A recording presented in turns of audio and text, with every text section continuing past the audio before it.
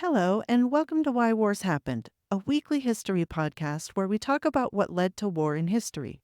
I'm your host, Emily Ross, and today we're going to be discussing the things that led to the American Revolution with a focus on Virginia this season. Okay, so where we left off in the last episode was that people were rioting and cutting up tobacco on farms all over Virginia to try and make it so that there would be less tobacco. The idea was to raise the price of tobacco by making it rarer. The government was no help in this, so the people took the matter into their own hands. Their governor, Governor Culpeper, wasn't helpful at all. He actually encouraged more tobacco growing and reported to the king that England, the king, and he himself would all make a ton of money from all the tobacco growing now. The people were the last care on his mind. But the king knew Governor Culpeper was ineffective as a governor and wasn't really a great choice. So he fired Governor Culpeper and chose a new man to be the governor. This was Governor Howard. So we're still only 7 years or so after Bacon's rebellion had ended when Governor Howard arrived in Virginia. Upon his arrival, he was almost immediately thrown into arguments with the Assembly. First came the issue of whether the Assembly had the right to hear appeals from court cases. This right had remained in the hands of the Assembly for many years and was considered to be a way the people had a voice in their own justice. They could elect people who would later hear their appeals. But the new governor had arrived with orders from the king stating that the Assembly was no longer able to have this right. The king's advisors had convinced him that the Assembly's power to hear appeals was the source of some of its arrogance. Basically, this power was making their ego too big, and this was part of why they felt they could disobey some of the king's orders. So the king took the power away from them. Remember that Governor Culpeper had arrived in Virginia with the same orders, but being completely full of himself and way too busy with his money-making schemes, he didn't really enforce it. He did at one point write to the king telling him that he hasn't allowed any appeals to go to the Assembly, but it was a much weaker way of going about this than just straight up telling the Assembly that they no longer had this right at all. Governor Howard was a much tougher, sterner man than Governor Culpeper was. He was a fierce defender of the king, and he wasn't afraid to say it. So, shortly after his arrival to Virginia, he stood before the Assembly and made it clear that the king ordered the right to hear appeals to be taken away from the Assembly, and that in no way, shape, or form will they be hearing any appeals from now on. The Assembly was really upset about this. From now on, appeals of court cases would be heard by judges who were chosen by the governor. The judges couldn't be relied on to make fair judgments because they had to answer to the governor, not to the people. As they had seen before with Governor Berkeley, people appointed by the governor usually do whatever the governor tells them to do. The Assembly themselves behaved this way when the elections were rigged to choose only those the governors wanted to be chosen. So they knew that this was the way it would work. Anyone who didn't have to answer to the people couldn't really be relied on by the people.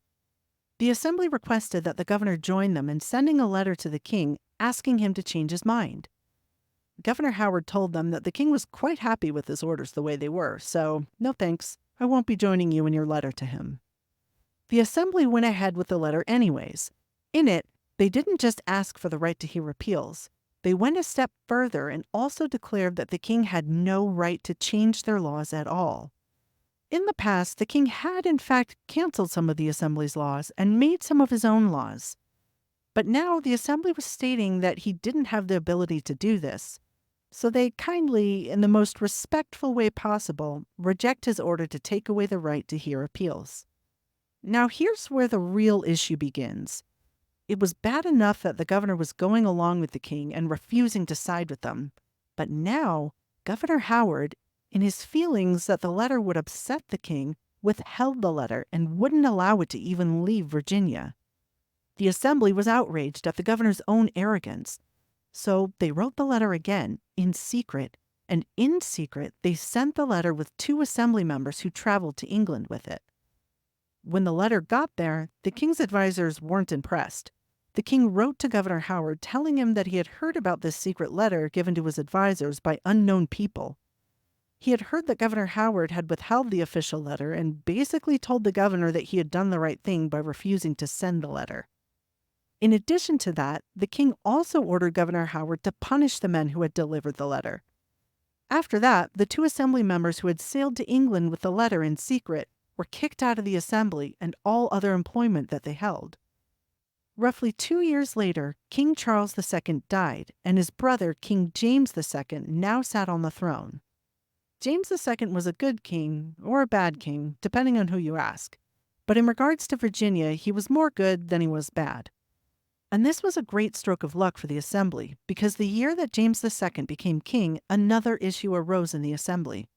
One that's always caused great debates and violent rebellion: the issue of taxes. The issue had its beginning on the rent people were supposed to pay to the king. Everyone who had a house on any land in Virginia was supposed to pay a tax for using the land. The tax would go to the king or various other people that had rights to it.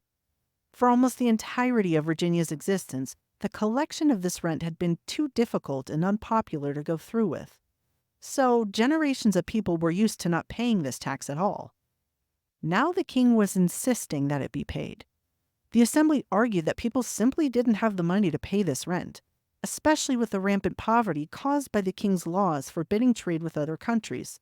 Paying this rent would ruin people. The real issue wasn't just having to pay the land rent. It was that real money, coins, was extremely rare in the colonies, so all taxes and rent and the like was paid in tobacco. The government would then take the tobacco and sell it, and that's how the government got paid its tax money. The law stating that people had to pay this land rent was written decades before this. In that law, it stated how much each pound of tobacco was worth, and therefore how many pounds of tobacco each person had to pay in order to pay the tax. Now, tobacco was nearly worthless, not even close to what it was worth when the law was written. People were allowed to pay tobacco as though it were still worth a lot of money. But if the king tried to sell this tobacco, he would get nearly nothing for it. What he wanted was what he felt he was owed. So he ordered the governor to stop collecting payments in tobacco and start collecting payments in actual coins. Setting aside the fact that actual coins were almost impossible for the people to get their hands on, coins were worth a lot more than tobacco. People would have to pay 4 times as much tobacco for a coin than they would if they were just paying in tobacco. Look at it this way. Let's say you pay your mortgage or your rent in dollar bills, and each month you pay $4,000. Now, the government suddenly comes in and says that they need more money, and that they believe you should be paying more. On top of that, they tell you that you now have to pay your mortgage or rent in solid gold bars, and that you can't split the gold bars up. Each gold bar costs $16,000. So now your monthly payment is $16,000, not $4,000. It would be almost impossible to buy a gold bar every month and pay far above what you normally had been paying. The assembly refused to write the idea that you have to pay in actual coins into a law. They asked the governor to stop this and allow the old arrangement to continue. The king wasn't very happy with their refusal once again to obey his orders. Who did these assemblymen think they were? So the king declared the old law gone and the new law requiring actual coins to be the current law. The assembly was even more outraged than before. The king was asking something of them that would not only ruin everyone, it would actually be impossible to do.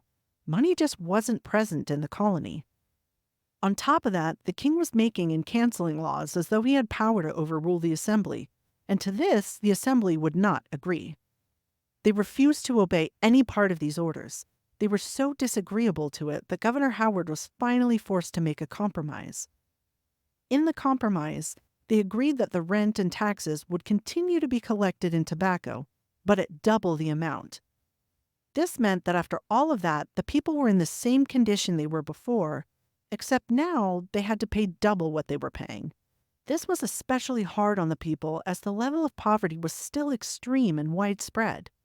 If this weren't enough to ignite a fire between the assembly and the governor, there was another issue at play that caused almost as much bitter anger and disagreements. This is the issue of ports. Ports are where the ships come in and go out of the colony. From the time of Virginia's first settlement nearly 100 years before this to now, the question of where ships came and went was a matter of what the captain felt like that day, or what he was used to doing. Usually it was private docks that ships anchored in. This may not seem like it's related to the Revolution and the struggles of government, but just stick with me here.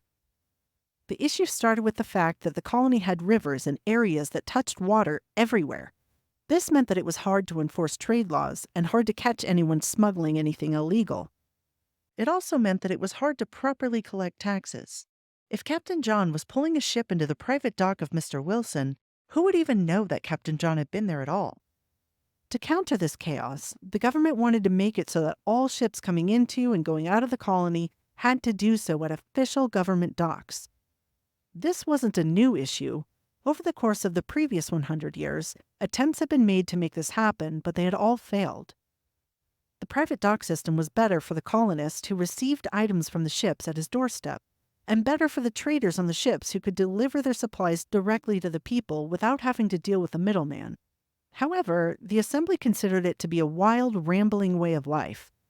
Several years before this, Governor Culpeper had been ordered to create a system of official docks, one that didn't end up working out.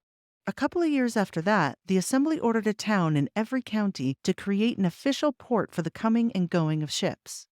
But when the ships arrived, they found there were no buildings set up where they could keep their items safe from the elements. So the ships continued in the old way of using private docks. Eventually, some of the people were prosecuted for returning to the old way. This angered the people so much that the king was forced to put a pause on the law, and people were allowed to return to the private dock system. In the meantime, a compromise was made. All right, so stick with me here.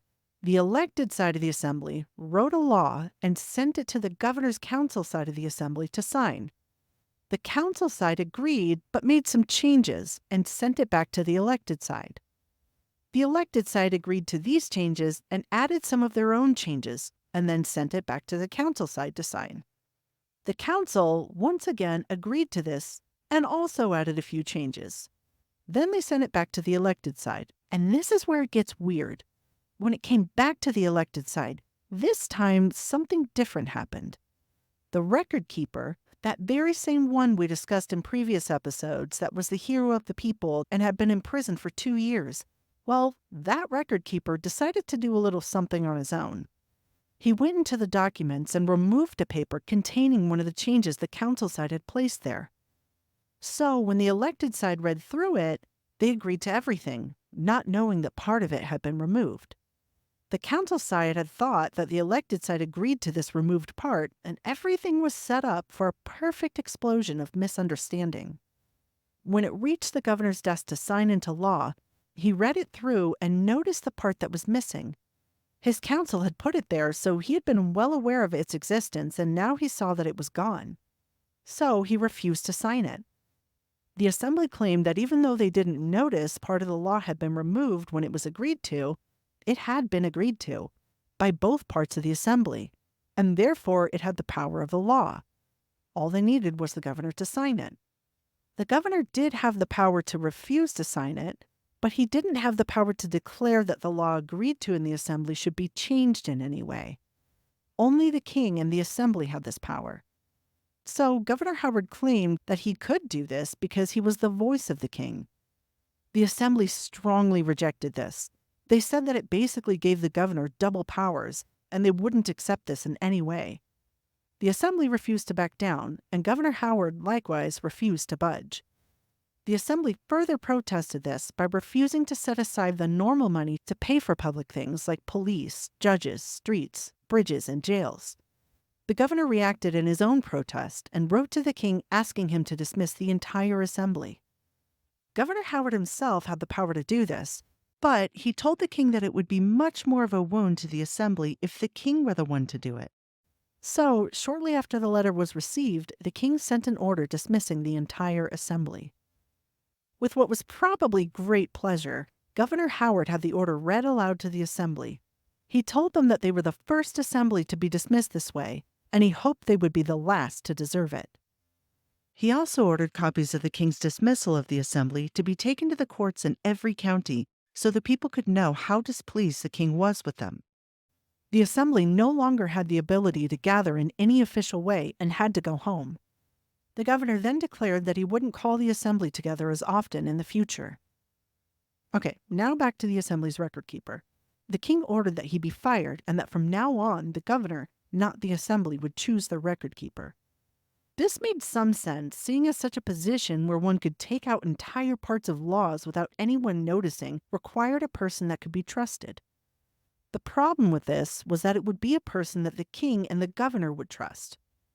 The assembly members strongly protested this. The record keeper had to be a person the assembly trusted and felt comfortable around. The record keeper recorded all of the things said and done in their meetings. Sometimes these meetings had to be kept secret so people could speak freely. Sometimes they discussed things the governor was doing and how the assembly should respond to him. At times, the governor was outright tyrannical and acted against the interests of the assembly and the people. The assembly had to feel as though they absolutely trusted the record keeper to not report back to the governor things that were meant to be kept secret. They said that if the governor chose the record keeper, they would feel as though their record keeper were a spy working for the governor in their midst. However, they knew that the king had the right to give this power to the governor, and so they agreed. But they required the record keeper to take an oath of secrecy. To this, Governor Howard agreed, and all seemed settled for the moment. The assembly was no longer the puppet of the governor as they had been when Governor Berkeley was in charge. But they had been stripped of many of their previous rights. They no longer had the power to choose their own record keeper. The governor had used double power by claiming that one of his votes was from him and his other vote was from the king.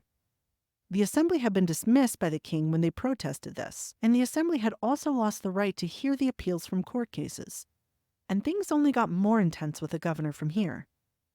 That's all for today. Thanks for tuning in. Join us next week when we discuss the escalating tensions between the assembly and the governor, the removal of Governor Howard, and the glorious revolution in England that changed the way it treated Virginia. Subscribe so you don't miss the next episode, and comment your thoughts on this episode below.